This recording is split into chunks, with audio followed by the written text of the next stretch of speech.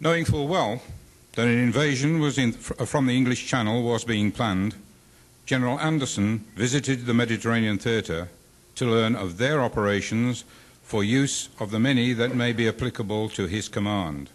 On his return, training was intensified, and as Grover Brown has just said, things began to happen. First of all, it was our duty to knock out German airfields, which we attacked day after day and sometimes twice a day, and which kept driving the German back further and further from the coast. As the D-Day approached, we were assigned targets to cut off and isolate the entire western area of France, which meant all transportation, bridges, and etc. And in between that, we had what they call the no-ball targets, or the first of the V-1 flying bombs, which they had set up some 200 bases to attack England with these flying bombs, and so we were assigned to knock those out. And we did a very great job of knocking out those flying bomb sites. An Aleutian Marauder man who bellied his B-26 into Elmendorf was given a small transport plane to ferry Bob Hope's first USO show around the Aleutians. On completion of his tour, he was sent to Troop Carrier Command, where he became CO of a squadron in England. D-Day arrived. About a week before the 5th of June, 1944, they closed our base. We had just come through the maneuver called Operation Eagle, when they were both the 82nd, 101st Airborne Divisions. Totally, it was a rehearsal for the invasion. Same route, or same length of routes and turns and everything, although we did it all in England. And because of our performance, the 438th Group, which I was squadron commander of the 88th, was picked to lead the invasion. We took off about 11 o'clock after the postponement the one night, and Eisenhower was there to tell us goodbye and wave us goodbye. He was standing at the end of the runway when we poured the coal to the airplanes. And we left, and it was about an hour and 20 minutes to the drop time at St. Mary-Glisse. Our drop zone was DZA, just about a mile and a half to the northeast of St. Mary-Glisse, which was the first town liberated in France. We dropped at 0046. We were the first unit in, and we were the ones that woke up everybody. It was only about the last 5-6 minutes as we crossed Normandy that we got a lot of flack. Well, the 9th wasn't far behind, and Bob McLeod led his group. Bob. On or about June 3rd of 1944, I received a message, or a direction from group headquarters. We were stationed at Rivenhall to report to building such and such and room so on with your bombardier, your navigator, and your toilet articles. So I reported as directed, and I there met comparable members of other lead crews which had received the same instructions.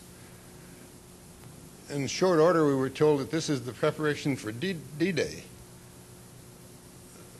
It would be a maximum effort mission that would be with 54 B-26s instead of the normal complement of 36. We bombed in boxes of 18, so this would mean 3 boxes of 18 aircraft. I was to lead the mission. We were told, or I was told, I guess, that our bombs should be, we were scheduled to drop our bombs at 6:24 in the morning of D-Day, which was 6 minutes before the first ground troops were scheduled to come ashore at 6:30.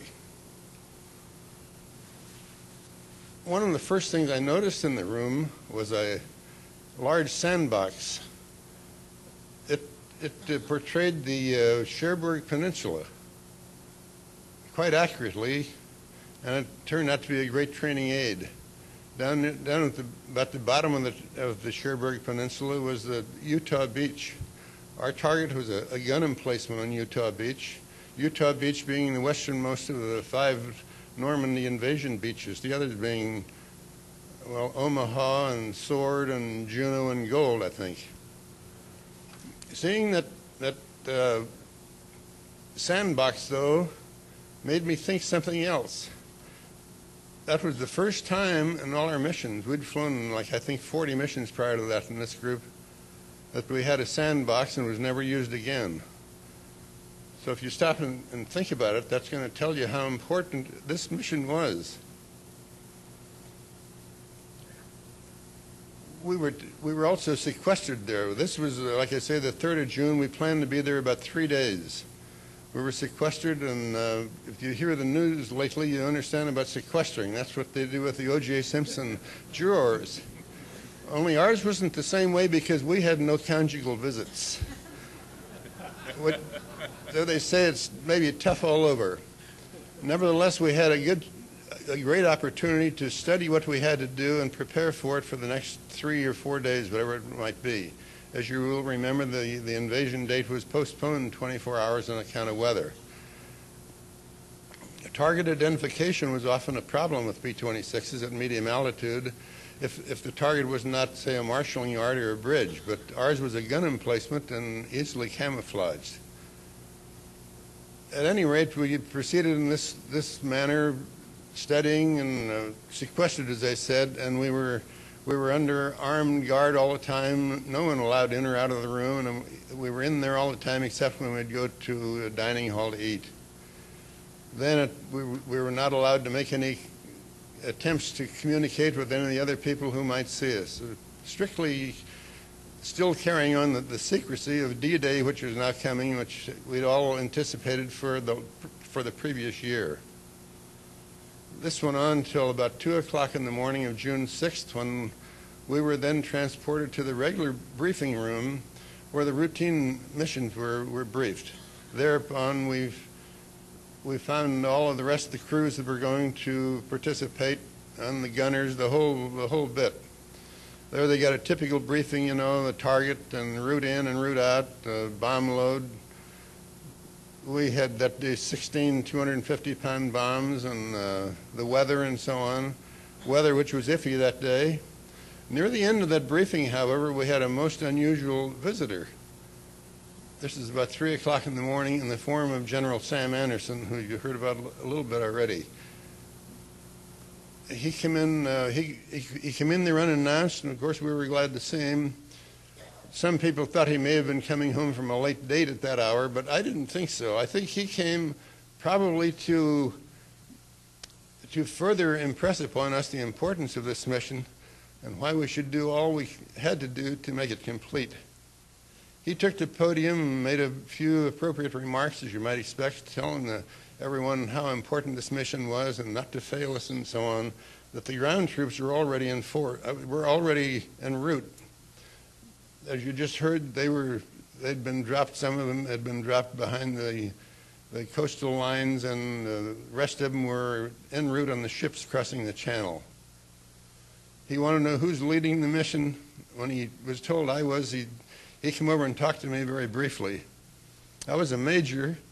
This was the first time I think that I had ever talked to a general officer, although he did most of the talking at this time. He pointed out the same things that you might expect, how important the mission was, and the ground forces were relying on us and we couldn't fail them. Normally, we wouldn't bomb targets if we couldn't be VFR under 10,000 feet on a kind of light flock. He said today the weather's going to be iffy, there's scattered layers of clouds, you undoubtedly going to have to go down under what you normally would bomb at, but do not abort on account of weather. I hope you don't abort for anything, but certainly not for weather. Okay, the briefing was completed. We went to our aircraft. Then we noticed for the first time the black and white stripes, which the painting had been applied over on that previous evening. We took off. My flight took off at 4:15, still total darkness. We were in light rain. We only formed in flights of 6 at that point. We proceeded east over the Channel coast around a buncher. That's a radio beacon type thing, where the rest of the group formed, and we held in that area until it was time to proceed on course toward the target. We had to do that because the congestion of other aircraft and fields in in the English area, I mean in the East Anglia